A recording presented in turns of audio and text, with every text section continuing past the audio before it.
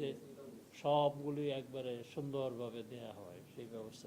সার্বিকভাবে মূল্যায়ন কি এটা কি সফল ইলেকশন বলা যায় কিনা, যেটা আপনারা বলতেছিলেন যে স্মরণকালের সেরা ইলেকশন? সার্বিকভাবে যদি বলেন তা আমার উত্তর হবে একজন নির্বাচন কমিশন ওনাদের ফার্স্ট মিটিং ছিল। আর আজকের ক্যাবিনেটের প্রথম এজেন্ডা ছিল হচ্ছে ইলেকশন বিষয়ে একটা সাকসেসফুল এবং একটা ঐতিহাসিক ইলেকশন, ফেস্টিভ ইলেকশন করার জন্য ধন্যবাদ প্রস্তাব গ্রহণ। তো চিফ অ্যাডভাইজার সবাইকে ধন্যবাদ দিয়েছেন, পুরো ক্যাবিনেট মেম্বাররা তাদের মতো করে ধন্যবাদ দিয়েছেন, বিশেষ করে হোম অ্যাডভাইজারকে ধন্যবাদ দিয়েছেন। হোম মিনিস্ট্রি তারা চিফ অ্যাডভাইজার যে শব্দটা বলেছেন যে এটা একটা মহা সাফল্য, এটা বাংলাদেশের মানে এর চেয়ে সুন্দর ইলেকশন আমি মানে এর চেয়ে ভালো ইলেকশন বাংলাদেশে হয়েছে কিনা এটা সন্দেহ। এছাড়া হোম মিনিস্ট্রি যতগুলো প্রতিষ্ঠান আছে, ল এনফোর্সিং এজেন্সি আছে, পুলিশ, বিজিবি, কোস্টগার্ড, আনসার, সবাইকে ধন্যবাদ দেওয়া হয়েছে। এবং মিলিটারিকে আপনারা জানেন মিলিটারিরও খুব প্রশংসনীয়, মানে সশস্ত্র বাহিনী প্রশংসনীয়ভাবে তাদের দায়িত্ব পালন করেছে। আর ক্যাবিনেটে আজকে যেটা বলা হয় যে এই ইলেকশনটা অনেক দিক দিয়ে এটা খুবই অভূতপূর্ব সাফল্য অর্জন করেছে। একটা বড় বিষয় সবাই যেটা তুলে ধরেছেন যে এটা একটা এমন একটা ইলেকশন হয়েছে যেখানে ফর দি ফার্স্ট টাইম আমরা একটা ভালো একটা অপোজিশনকে দেখতে পাবো, যেই অপোজিশনে থাকছে আপনারা জানেন যারা গুম খুনের যারা শিকার হয়েছে,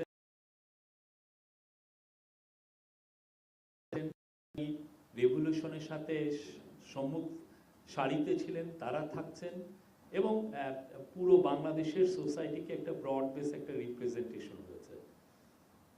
আর এই প্রথমবারের মতো আজকের ক্যাবিনেট মিটিংয়ে বলা হয় যে আমরা আপনারা জানেন যে আনফর্চুনেটলি আমাদের আগের ইলেকশনগুলোতে মাইনরিটিদের উপর মানে পোস্ট ইলেকশন আমরা ভায়োলেন্সে তারা শিকার হতে দেখেছি।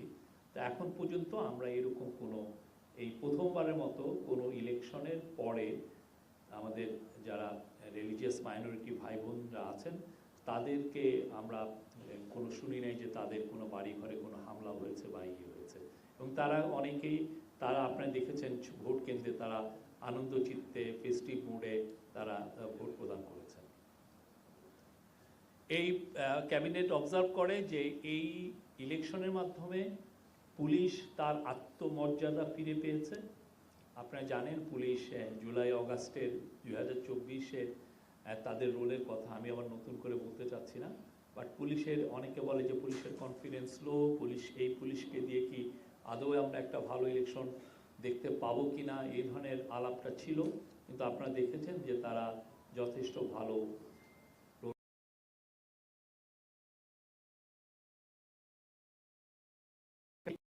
খুব ইউজ হয়েছে। বডি অন ক্যামেরা মূলত চিফ অ্যাডভাইজার নিজে পুলিশ হেডকোয়ার্টারে বসে 1.5 ঘন্টার মতো উনি অবজার্ভ করেছেন বিভিন্ন সতর্কী কেন্দ্রে উনি কথা বলেছেন। এবং এই কানেকশনটা এমন না যে আপনার ঘন্টা করে ওই সাথে সাথে ধরা যাচ্ছে, সাথে সাথে ভোটাররা দেখা যাচ্ছে যে ভোটাররা ভোট দিচ্ছেন বা বাইরে দাঁড়িয়ে আছেন এইরকম। ক্যাবিনেট আশা করে যে এটার আরো সামনের ইলেকশনগুলো এটা আরো ভালো রেজাল্ট দিবে। তারপরে সুরক্ষা ছিল, সেটা ল এনফোর্সিং এজেন্সিগুলোর মধ্যে এবং ইলেকশন যারা কন্ডাক্ট করে তাদের কোঅর্ডিনেশনের জন্য সুরক্ষা খুবই ভালো কাজে দিয়েছে আমি বলবো। আর একটা হচ্ছে সিসিটিভিও খুব হেল্পফুল ছিল। তার বক্তৃতায় বলেন যে সোফার যদি ইলেকশনের পরে 4 জনের মৃত্যুর কথা জানা যাচ্ছে, তার মধ্যে ট্রুলি সত্যিকারের অর্থে ইলেকশন রিলেটেড ভায়োলেন্সে মারা গিয়েছেন 1 জন।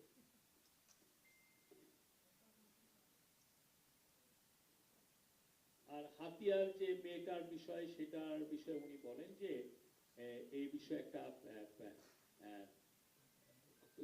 তদন্ত কমিটি করে দেওয়া হচ্ছে, তারা এই বিষয়টা পুঙ্খানুপুঙ্খভাবে দেখবেন, ইনভেস্টিগেট করবেন।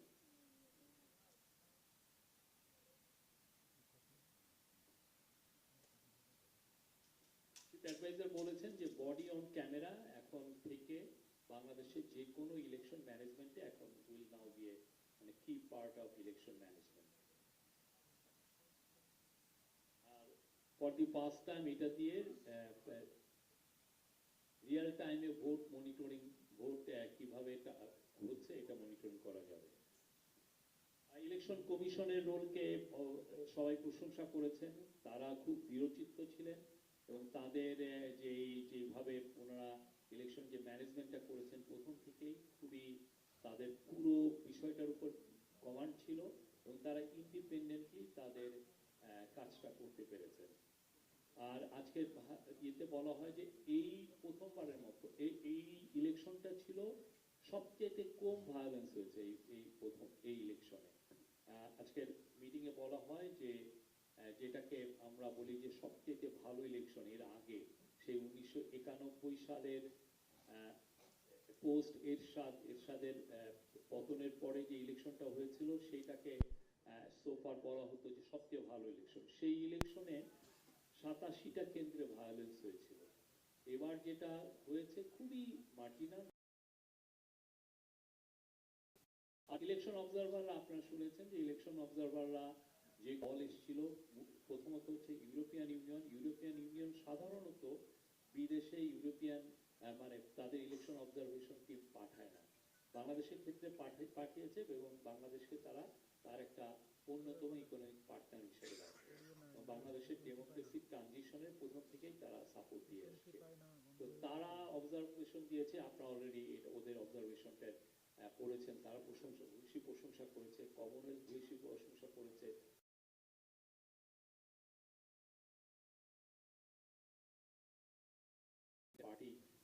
পার্টি তারা ভূয়সী প্রশংসা করেছে। অ্যানফ্রেল এশিয়ার মধ্যে যারা প্রাইভেট যারা ইলেকশন অবজারভেশন করেন নিয়মিত, অ্যানফ্রেল আজকে তাদের স্টেটমেন্টে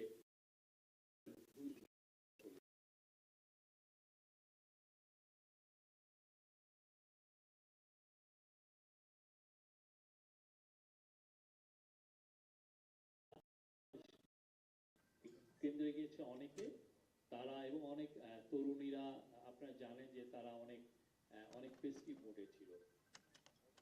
এটা আবারও ক্যাবিনেট অবজার্ভ করে যে এটা একটা মানে যেটা প্রফেসর ইউনূস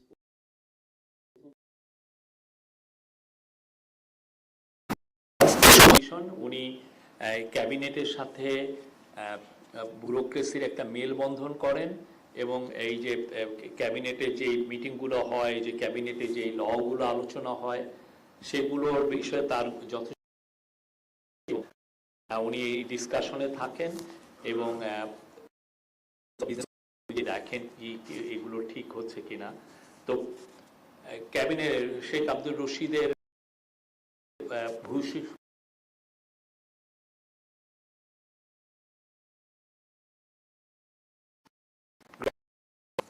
আর শেষে উনি ছিলেন 25তম ক্যাবিনেট সেক্রেটারি সৈয়দা রিজওয়ানা হাসান। আপনি জানেন পানি ব্রডকাস্ট ইনফরমেশন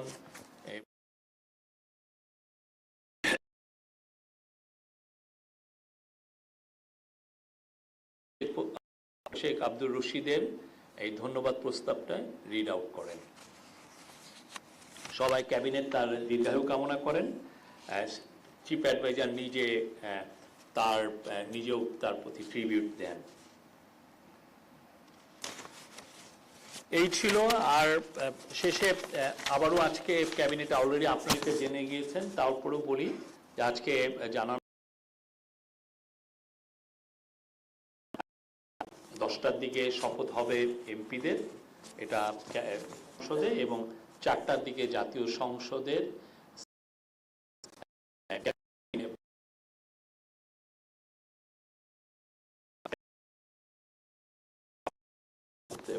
ফরেন মিনিস্টার এই মিটিংয়ে সার্কভুক্ত দেশ যেটা 7টি দেশ আছে তাদের সব ফরেন মিনিস্টারদেরকে ইনভাইট করা হয়েছে, এবং অ্যাট দ্য সেম টাইম কাতারের ফরেন মিনিস্টারকে ইনভাইট করা হয়েছে।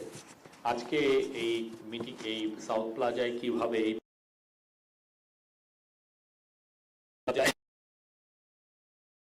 এই অনুষ্ঠানটা কিভাবে পরিচালিত হবে, এটা যাতে সিমলেস একটা অনুষ্ঠান পরিচালিত হয়, সেই জন্য আজকে বিএনপির 3 জনের কমিটির সাথে মিটিং আছে, তারা এই বিষয়ে বিস্তারিত আলোচনা করবেন।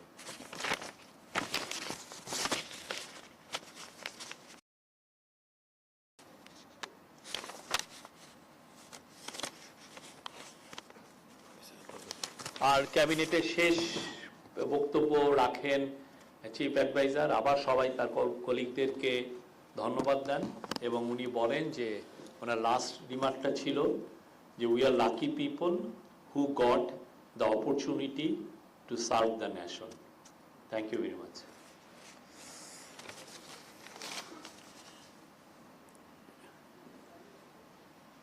না, এটা আমি বলেছি তো, গুমের শিকার, জুলাই যোদ্ধারা, বিরোধী দল ও সরকারি দল উভয়েই আছেন। হ্যাঁ, thank you. Any question please. ও আরেকটা বিষয়, পোস্টাল ব্যালটের কথা আলোচনা হয়, এবং বিশেষ করে আমাদের ডায়াসপোরা ভাই বোনরা যারা খুব ভালোভাবে পার্টিসিপেট করেছেন, এবং এইটা এই যে যেটা মেজারটা নেওয়া হয়েছে এটার প্রশংসা করা হয়, এবং অনেকে চিফ অ্যাডভাইজারকেও প্রশংসা করেছেন যে উনি এইটার সাথে এটা খুব স্ট্রিক্ট ছিলেন যে এটা ইন্ট্রোডিউস করতেই হবে, এবং ক্যাবিনেট মনে করে যে কাউন্সিল অফ অ্যাডভাইজার মনে করেন যে সামনের দিনগুলোতে, সামনের ইলেকশনগুলোতে আমাদের ডায়াসপোরা ভাই বোনরা আরও বৃহৎ পরিসরে তারা রেজিস্ট্রেশন করবেন, এবং দেশের উন্নয়ন, দেশের ডেমোক্রেসিতে তারা অ্যাক্টিভ রোল প্লে করবেন। জি, আমি আব্বাসউদ্দিন নয়ন, আমি টিভিএতে কাজ করি। আপনি শুরুতেই বলছিলেন যে পে স্কেল সংক্রান্ত কমিটি আজকে বৈঠক করেছে, তো সেখানে কোনো আলোচনা, সিদ্ধান্ত বা সুপারিশ এ ধরনের কিছু? না, এটা তো প্রথম মিটিং ছিল, সেই জন্য আর পুরোটা আগে তো রিপোর্টটা নিয়ে তারা পুরো রিপোর্টটা দেখেছেন, পর্যালোচনা করেছেন।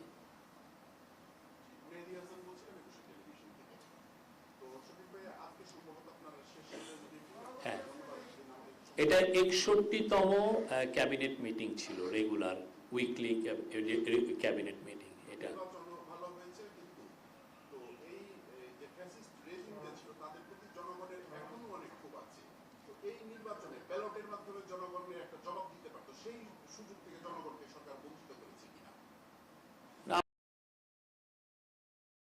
বৃহৎ পরিসরে প্রচুর মানুষ, 60% মানুষ যে ভোট দিয়েছে, সেটাই তো বোঝা যাচ্ছে যে তাদের যে পলিটিক্সটা ছিল, মানুষকে এক্সক্লুড করে কোনো মত কি কোনোভাবে ইলেকশন রিগিং করে ক্ষমতায় টিকে থাকা, এই ইলেকশনটা এবং একটা ফেস্টিভ মুডে হয়েছে, কোনো ভায়োলেন্স হয়নি। আমাদের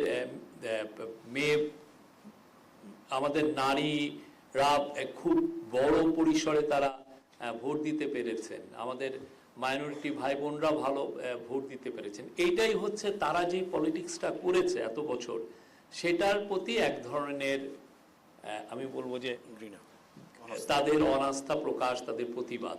এবং এটা দেখেন, এটা কি ফেস্টিভ ছিল, এরকম ফেস্টিভ ইলেকশন আমি তো দেখিনি তেমন একটা।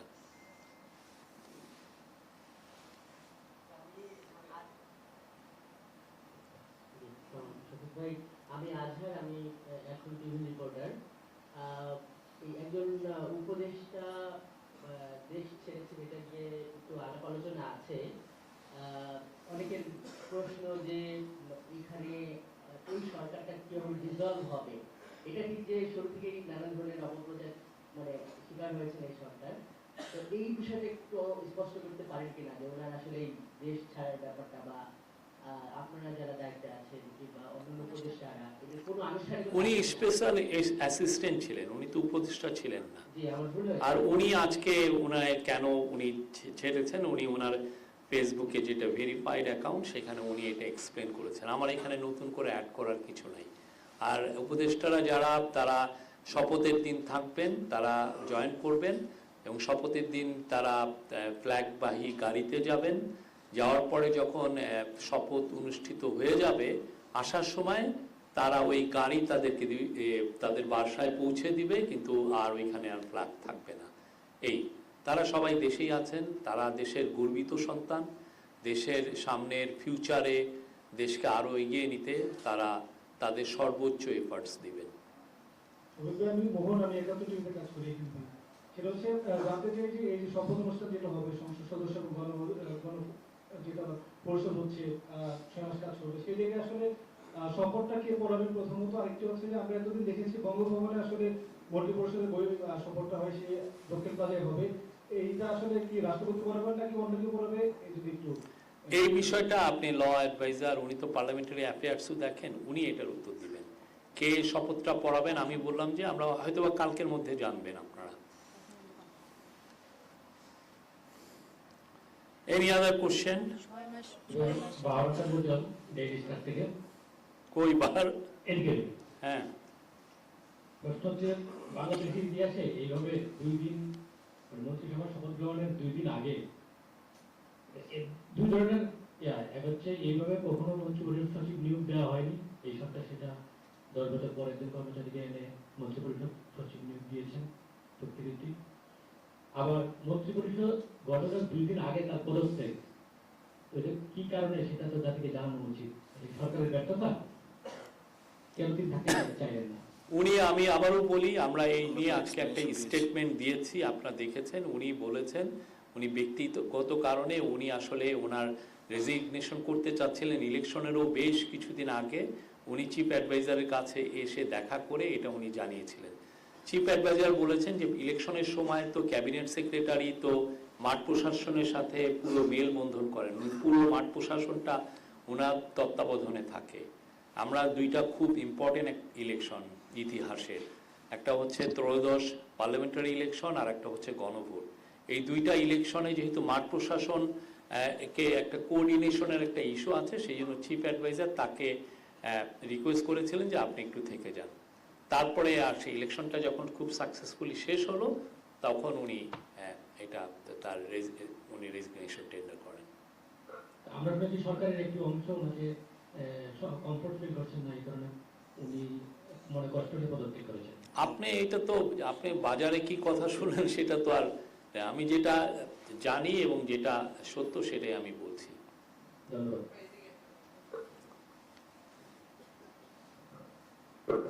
শফিক ভাই, আমি হাবিব সিদ্দিকী, মানবকণ্ঠে কাজ করি। হাত তোলেন ভাই, একটু দেখতেছি না। এদিকে। আমি হাবিব সিদ্দিকী, মানবকণ্ঠে কাজ করি। নির্বাচন নিয়ে সরকারের পক্ষ থেকে তুষ্টতা আমরা দেখেছি যে সরকার জানিয়েছে যে এবং সরকারের প্রধান উপদেষ্টা অত্যন্ত খুশি হয়েছেন যে ভালো একটা নির্বাচন হয়েছে। কিন্তু আমরা জামাতের অধীন যে 11 দলের জোট, তারা কিন্তু আজকে নির্বাচন কমিশনকে স্পেসিফিকভাবে 30টি আসনের ব্যাপারে অভিযোগ করেছেন এবং বিভিন্ন নানাবিধ বিষয়গুলি আসছে। বিশেষ করে নির্বাচনের আগের দিন বস্তাভর্তি বিভিন্ন জায়গায় টাকা দিয়ে ছড়াছড়ি আমরা দেখেছি। সরকারের পক্ষ থেকে এই বিষয়গুলি কি স্পষ্ট করা হয়নি? এই দুষ্টতার পাশাপাশি যদি এই বিষয়গুলিকেও ক্লিয়ার করা হতো তাহলে ভালো হতো। এটা তো ইলেকশন কমিশনের দায়িত্ব। আপনি এই কোশ্চেনটা ইলেকশন কমিশনকে করবেন। ওনারা একটা ইন্ডিপেন্ডেন্ট একটা কনস্টিটিউশনাল বডি। তারা এই আপনারা দেখেছেন যে এই প্রথমবারের মতো ইলেকশন কমিশনের কোনো কাজে কোনো ধরনের ন্যূনতম ইন্টারফিয়ারেন্স বা ইনফ্লুয়েন্স খাটানো হয়নি এই গভর্নমেন্টের তরফ থেকে। আমি আপনাকে রিকোয়েস্ট করব আপনি ইলেকশন কমিশনকে এই প্রশ্নটা করবেন। আসসালামু আলাইকুম, আমি ফারুক আহমেদ আরিফ, প্রতিদিন উজ্জ্বল আসি। হ্যাঁ, তো আমাদের এই অন্তর্বর্তী সরকারের উপরে অনেক ধরনের প্রত্যাশা ছিল দেশের প্রত্যেকটা মানুষেরই। আসলে এই সরকারটা কতটা সফল হয়েছে আপনারা যদি মূল্যায়ন করেন একটা বিষয়। আরেকটা হলো যে অনেকগুলো অর্ডিন্যান্স এই সরকার পাস করছে, তো আসলে এইগুলো সংসদে কি পরিমাণ আসলে আইনে পরিণত হতে পারে আপনাদের যদি এরকম কোনো আমরা তো মনে করি যে প্রত্যেকটাই আইনে পরিণত হবে।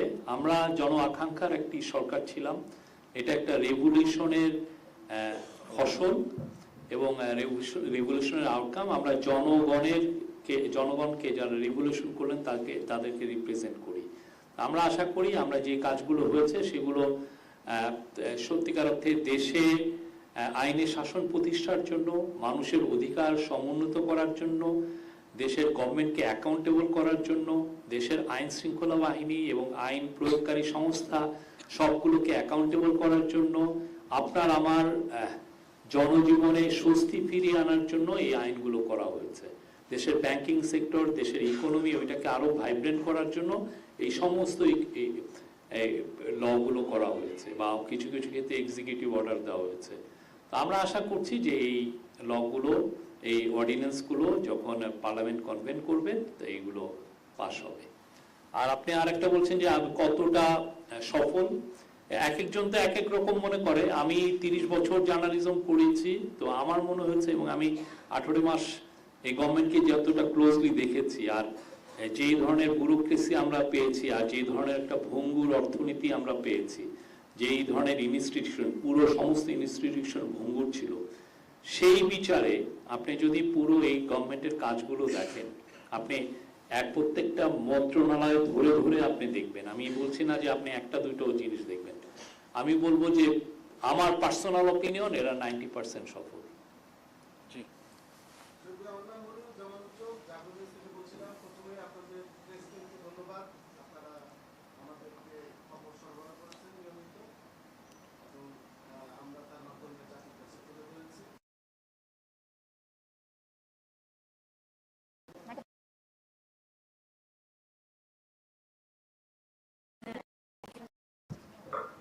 প্রশংসা একটু মাইকে শুনতে হয়। ধন্যবাদ। আমি জাগো নিউজের প্ল্যানিং এডিটর মনিরুজ্জামান উজ্জ্বল। দীর্ঘদিন আপনাদের এখানে ব্রিফিং কভার করেছি। আপনাদের প্রেস টিমকে বিশেষভাবে ধন্যবাদ, আপনারা নিয়মিত ব্রিফিং করেছেন এবং এর মাধ্যমে আমরা সংবাদ পৌঁছে দিয়েছি। শরীফ, আমি জানতে চাই যে আপনারা মঞ্চে 3 জন আছেন, আজকে সম্ভবত লাস্ট প্রেস ব্রিফিং যদি আমি ভুল না করি, সেক্ষেত্রে আপনাদের ভবিষ্যৎ পরিকল্পনা কি? একটু ছোট্ট করে যদি সবাই আপনাদের অনুভূতি বলেন। অন্য এটা একদম লাস্টে উত্তর দিব, আপনি অন্য কোনো serious question. G G please.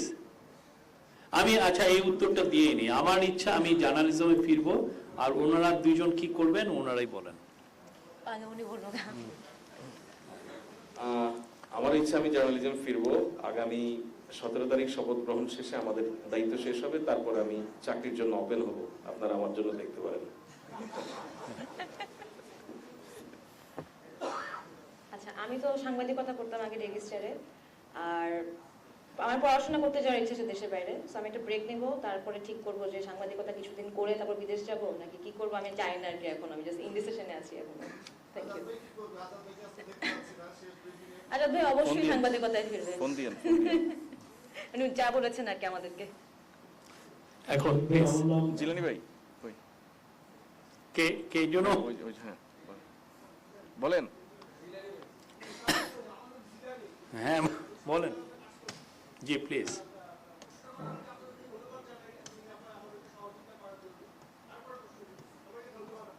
Thank you.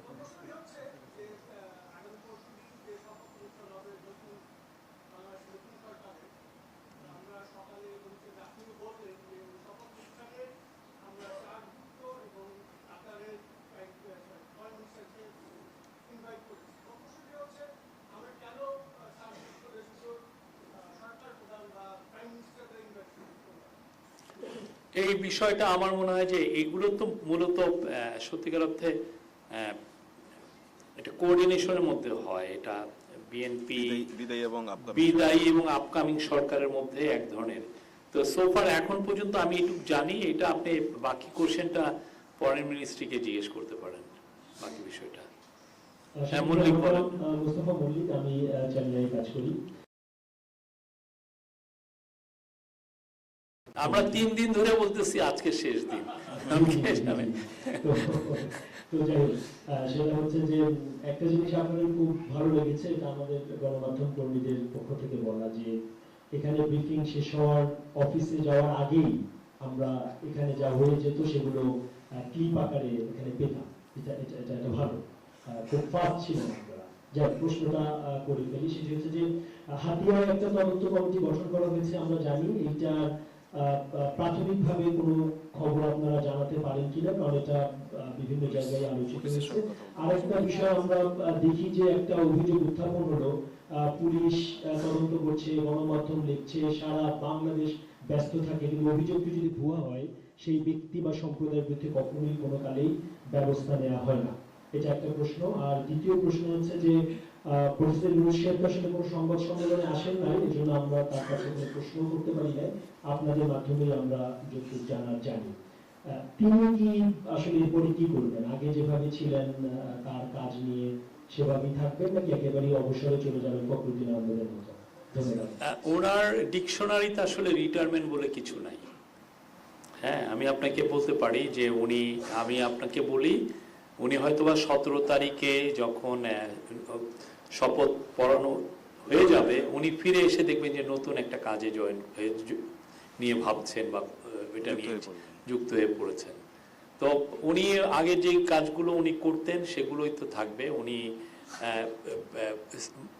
Social বিজনেসের উপরে কথা বলেন, সোশ্যাল বিজনেস পুরো পৃথিবীতে যাতে ছড়িয়ে পড়ে সেই জন্য উনি এইটা নিয়ে সারা বিশ্বেই কথা বলেন। উনি মাইক্রো ক্রেডিটের বলেন, তারপরে হচ্ছে তার 3.0 ভিশনের বিষয় আছে, সেগুলো নিয়ে কথা বলেন। এবং পুরো ওনার লাইফটা ডেডিকেটেড ছিল হচ্ছে পোভার্টিকে কিভাবে ইরাডিকেট করা যায়, সেই কাজটা উনি এখন পর্যন্ত করছেন, আগামী দিনগুলোতে উনি করবেন। এছাড়া ওনার এনভায়রনমেন্ট একটা বড় ইস্যু, সেই বিষয়ে যাতে নেট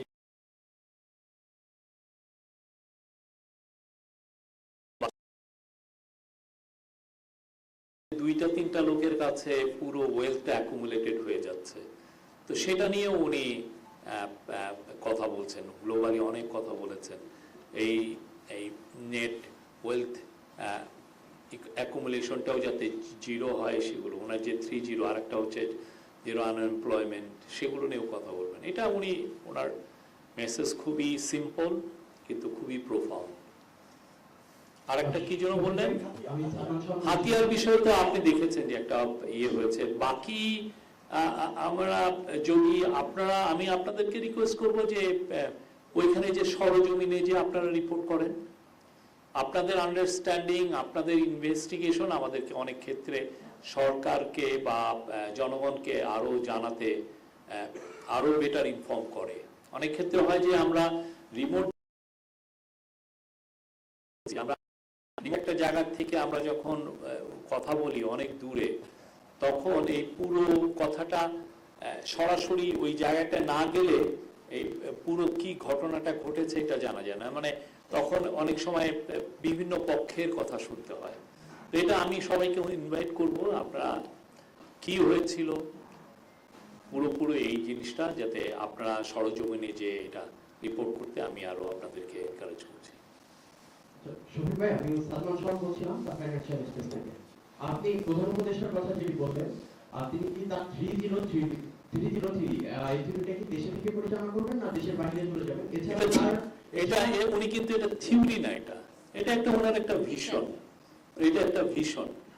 এটা কি দেশের থাকবেন না দেশের বাইরে চলে যাবেন? আর একটা প্রশ্ন হচ্ছে, যেমনটি আমরা জানি যে তার আমন্ত্রণে বিডার চেয়ারম্যান আশিক চৌধুরী দেশে এসেছেন এবং বিডার দায়িত্ব নিয়েছিলেন, পরবর্তীতে তিনি কি দেশেই থাকবেন না অন্য কোনো কাজের সাথে সম্পৃক্ত হবেন এবং দেশের বাইরে চলে যাবেন? আমরা আসলে অনেস্টলি আমরা সিক অ্যান্ড টায়ার্ড হয়ে যাচ্ছি আপনাদের এই সমস্ত কোশ্চেন শুনে। চিফ অ্যাডভাইজার যখন শেখ হাসিনার 15.5 বছর ওনাকে যে নির্মমভাবে হ্যারেস করা হয়েছে, তার গ্রামীণ ব্যাংকে উনি প্রতিষ্ঠিত প্রতিষ্ঠান, সেখান থেকে ওনাকে জোর করে সরিয়ে দেওয়া হয়েছে, তার নামে অপপ্রচার করা হয়েছে, তাকে শেষে এসে প্রায় 200টা কেস দেওয়া হয়েছে, তখন কি উনি বিদেশে গিয়েছেন? উনি 6 তলা, আপনি তো জান নাই, আমি গিয়েছি 6 তলায় ওনাকে পায়ে হেঁটে এটা যে স্টিপ একটা সিঁড়ি, আমি ওইখানে উঠেছি, এবং ওনার যিনি লং টাইম কলিগ এই মোহাম্মদ শাহজাহান সাহেব, উনি একদম অসুস্থ ক্যান্সারের পেশেন্ট, তাকে চেয়ারে করে নিয়ে উপরে উঠানো হয়েছে। তো এই তখন কি ওনারা বিদেশে গিয়েছেন? উনি একজন গর্বিত বাংলাদেশী, খুবই প্রাউড বাংলাদেশী। যারা এগুলো প্রশ্ন করেন, প্রশ্ন করার আগে একটু ভেবে দেখেন আপনি কি প্রশ্নটা করছেন। আর আশিক চৌধুরীর বিষয়ে আপনি আশিক চৌধুরীকে আপনি কোশ্চেন করতে পারেন। জি শরীফ ভাই, আসসালামু আলাইকুম। আমার নাম পার্থ রহমান, আমি কাজ করি বৈশাখী টেলিভিশনে। আপনি কিছুক্ষণ আগে বলেছেন যে অন্তর্বর্তী সরকার 90% বা 90% সফল।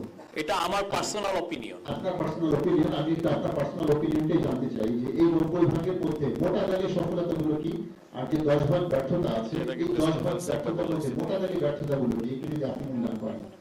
আমার মনে হয় যে আমাদের মূল যেটা সাফল্য সেটা হচ্ছে যে একটা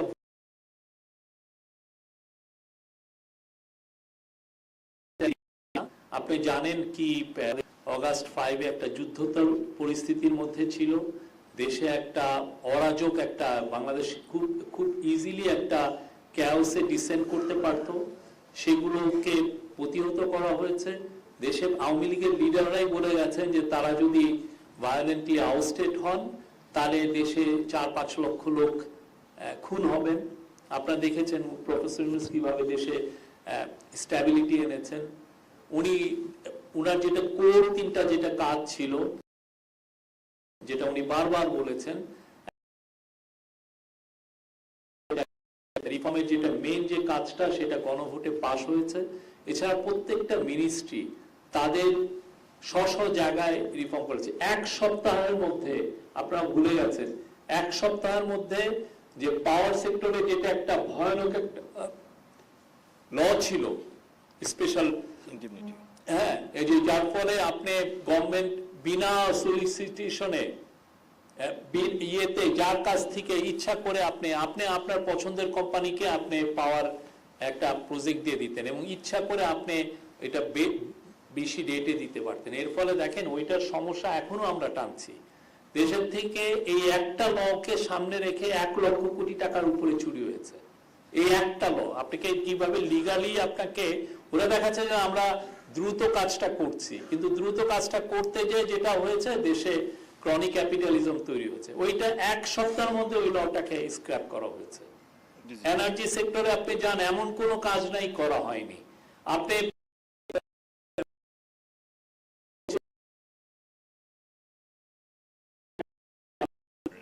রেভিনিউ কমে যাচ্ছিল, রেভিনিউ গ্রোথটা আশাতীত ছিল না। এই বছর আপনি আজকে এনবিআর কে জিজ্ঞেস করতে পারেন রেভিনিউ গ্রোথ কিরকম। আপনি আমাদের ফরেন রিজার্ভ যেটা, সেটা আইএমএফ এর হিসাবে 16, 17, 15 এই সমস্ত এই এত বিলিয়ন ডলার হয়ে গেছিল, আর আজকে সেটা দাঁড়িয়েছে 29, এবং এটা যদি আপনি আর একটা লেভেল নেন তাহলে এটাকে বলবে যে 34 বিলিয়ন ডলার। আপনার টাকা হাসিনার আমলে শেষের দিকে টাকার দাম কমতে কমতে 127 টাকা এসে পড়েছিল ডলারের এগেইনস্টে। এটাকে স্ট্যাবল করে আপনার 123-24 টাকা আছে। আপনি চিন্তা করেন, আপনি যদি 1 লাখ টাকা বেতন পান, আপনার যদি সেই ডলারের এগেইনস্টে আপনার ডলারের দাম যদি 250 টাকা হয়ে যায়, তখন আপনার বেতন তখন 50,000 হয়ে যায়। এই অবস্থা আপনি পাকিস্তান এটা হয়েছে, অনেক দেশে হয়েছে। তো এই জায়গাটা স্লাইডটা ঠেকানো গিয়েছে। দেশে এখন সর্বোচ্চ খাদ্য মজুদ আছে। দেশের এখন মানে যা ফরেন যে রিজার্ভ, তা দিয়ে আপনি প্রায় 6 মাসের ইম্পোর্ট কস্ট আমরা ইয়ে করতে পারি। 2টা মেজর এগ্রিমেন্ট হয়েছে, একটা হচ্ছে ইউএস এর সাথে রেসিপ্রোকাল ট্যারিফ এগ্রিমেন্ট, যার কারণে আমাদের গার্মেন্টস এর জন্য অবারিত দুয়ার খুলে যাবে। আর একটা হচ্ছে ইপিএ, জাপানের সাথে এটা করা হয়েছে। এটার ফলে জাপান ওয়ার্ল্ডে যে 4th লার্জেস্ট ইকোনমি, সেখানে আমাদের পণ্য একদম সারা জীবনের জন্য আপনি বিশেষ করে গার্মেন্টস, আমাদের মেন পণ্য তো গার্মেন্টস, সেটা ডিউটি ফ্রি এক্সেস পাবে। এর ফলে জাপানকে সামনে রেখে বা ইউএস কে সামনে রেখে অনেক বিদেশি ইনভেস্টর এসে এখানে ইনভেস্টমেন্ট করবেন। ফরেন পলিসি, আমি বারবার বলছি, ফরেন পলিসি আমরা ওয়ার্ল্ডের সম্মুখে আমরা আমাদের প্রাউডলি আমাদের অ্যারাইভালটা আমরা জানিয়েছি যে আমরা একটা প্রাউড নেশন এবং একটা বড় একটা কান্ট্রি। আমরা হয়তোবা ল্যান্ডে হয়তোবা ছোট কান্ট্রি, কিন্তু ইন টার্মস অফ পপুলেশন আমরা পৃথিবীর 8ম বৃহৎ কান্ট্রি। এবং আগে যেই ফরেন পলিসিটা বর্গা দেওয়া ছিল একটা দেশের কাছে, সেই জায়গাতে সরিয়ে এটা একটাকে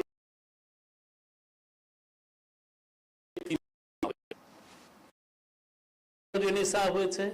আপনি বাংলাদেশে আমি প্রত্যেকটা, এবং ল এই পুরো 18 মাসে একটা গুম হয়েছে। আগে যে নাটক করে মানুষকে মারা হতো সেগুলো একটা দেখেছেন? স্টেজ ক্রস ফায়ারের নাম শুনেছেন? একটা ঘটনা ঘটেছে। আর আপনারা তো ফ্রিডম অফ স্পিচ যদি বলি, আপনারা যা ইচ্ছা লিখতে পেরেছেন, যে কোনো কোশ্চেন করতে পেরেছেন, যে ধরনের আপনার মানে শব্দ ইউজ করতে পেরেছেন, কেউ গুম হয়নি, কেউ এটার জন্য প্রসিকিউটেড হয়নি। আমি এইভাবে আপনাকে, আমি এটা নিয়ে বোধহয় একটা থিসিস পেপার লিখতে পারবো। Thank you.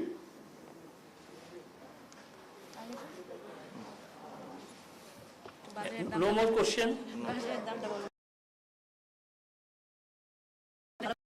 বাজারের দাম বাংলাদেশ প্রতিদিনে কাজ করি। আমি দায়িত্বে থাকা অবস্থায় একদিন বলেছিলেন যে আপনি থ্রেট অনুভব করছেন এবং আপনি আপনার বাসা পরিবর্তন করেছেন।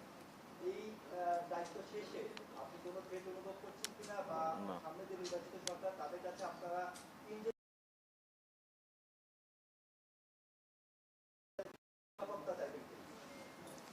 না, আমরা ভালোই আছি। গত দিনগুলোতেও যেমন ছিলাম এমনই আছি, সামনেও এমন থাকবো। হ্যাঁ, আমরা তিনজনও গর্বিত বাংলাদেশী। হ্যাঁ, যদিও আমাকে কেউ বলছেন যে আজকে মালয়েশিয়া গিয়েছি, কালকে ইয়েতে, তো আজকে আমি একটু আগে ফেসবুকে ছবি খুঁজতেছিলাম যে আমি দিব যে একটু আগে রোমের থেকে ঘুরে আসলাম। থ্যাংক ইউ ভাই।